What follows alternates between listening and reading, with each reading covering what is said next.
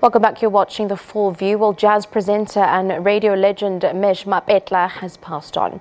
His radio career centered around the presentation of jazz programs and is known in jazz circles as the ultimate jazz fundi. Well, he worked for the erstwhile Radio SR, Radio Pop, Radio Metro and LesediFM. Many jazz artists have credited the Mesh for their success in the industry. Well, we talked to longtime music arranger Stan Bodibe, who worked with Mesh Mapetla at Radio Metro in the early 1990s. A very good evening to you. We thank you very much for joining us this evening, and also we send our condolences on the loss of your colleague. Essentially, where did Mesh's love for jazz music begin? I think as long as I can remember, and maybe first of all I must correct certain things. Yes, he first started his radio at the SABC, and then he left for Radio SR, which changed to be 702. But he did not work for Radio Bob. I mean, from there he worked for a record company, Priority, at that time before Metro started. But he became one of the first people that started at Metro's inception. But Mesh's love for music, it has always been there, even long before he started joining radio. Yes, he was a jazz person. He had an extensive knowledge of jazz and in all different kind of jazz genres. And my relationship with him, I mean, I remember in some days we would spend maybe even half a night, even just the two of us, just playing music at his house or at his home.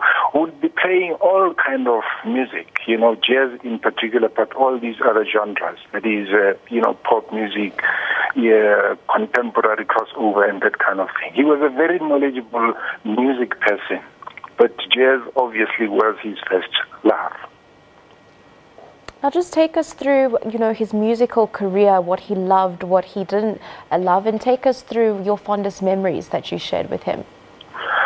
Like I'm saying, that he had a very extensive knowledge of music and music broadly, and then of course because of his age, there wasn't any, the latest kind of genres like the rap and the kwaito. They were not there. But back in the days, he loved pop music. I mean, would listen to music like the Chicago bands, the Blood, Sweat and Tears, would listen to the Miles Davis, to the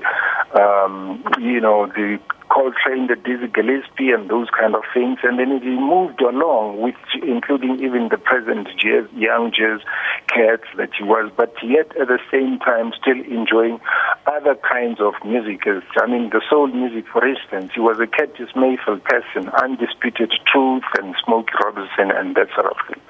But the type of Mesh that I know, he was a very charming person.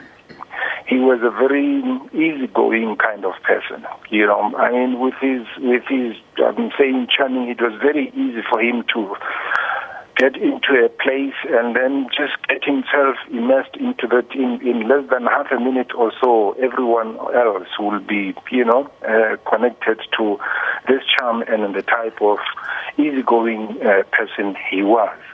But his love for music, most of us, we love music, but I still have to meet very few people who had that obsession, if I may call it, obsession for music. He just lived and loved for music. The strange thing about Mesh was he was a bad timekeeper. You invite him for a meeting, you invite him for whatever to do something, he'll always be late and that sort of thing. In fact, let me say he was not a bad timekeeper. He had no sense of time, because I don't remember a single day Mesh being late for his radio show, for his music show. He would never be late.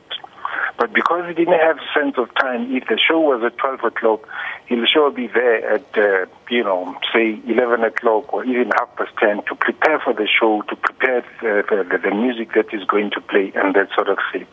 And even if you had to invite him to go and MC or program direct a music show, he'll always be there 1-2 hours before. So that's the kind of obsession that he had for music. But anything else, I must say that he was not so very good when it comes to honoring and respecting time.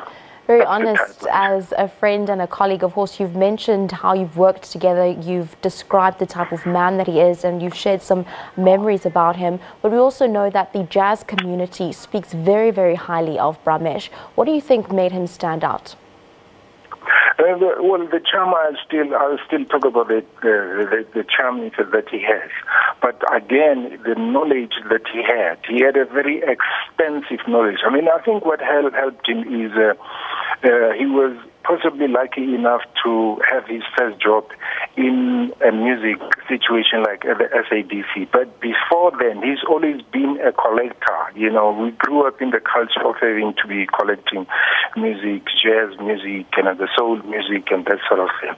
But his knowledge, and then his, you know, he was so voracious when it comes to collecting music. You know, he was.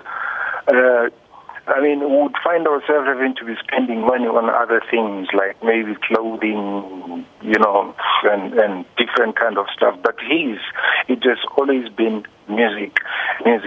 But jazz in particular, he just loved it. And I think he loved it, jazz, because jazz has got, what would I say, you know, there's a special form of prestige around jazz music that you don't find maybe in other genres, you know. I mean, for instance, that is why, you know, when they talk of jazz, they'll always be telling you about the jam sessions, the improvisations, and those kind of things, you know. And, yeah.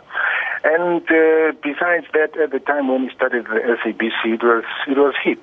I mean, it was hip to be associated with jazz, and he knew it quite well.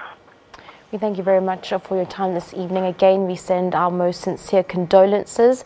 Of course, Stan Bodibe, one of the friends and colleagues to the late Mesh Mapetla, just taking us through the life and times that he shared with him, how he got into his music career and describing the man that he was, as well as some of those fondest memories.